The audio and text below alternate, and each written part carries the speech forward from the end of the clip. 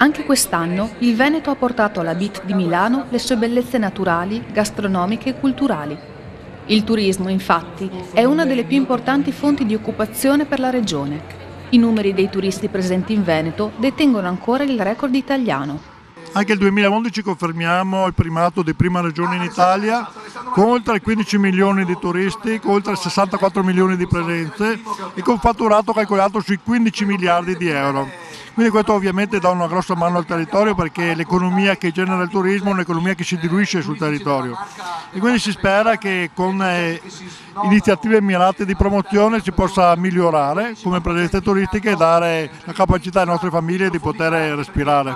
Ma oltre alle città della laguna, i paesi che si affacciano sul lago di Garda con i loro parchi divertimento e poi Verona, Vicenza e le altre città storiche, ci sono le piccole e grandi realtà delle città murate come Monselice, Este e Montagnana che aspettano solo di essere valorizzate. Il 50% dei nostri turisti sono orientati al turismo culturale.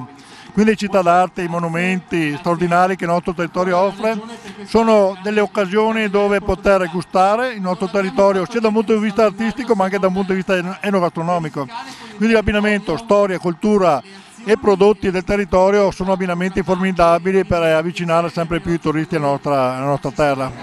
Come intende agire la Regione Veneto per la valorizzazione del territorio?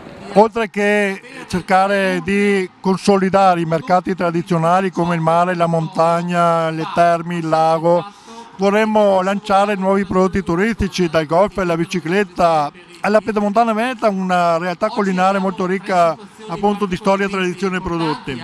Al Po e il suo delta, un parco naturale straordinario. Ecco, questa variegata offerta di turismo fa del Veneto appunto la prima regione in Italia.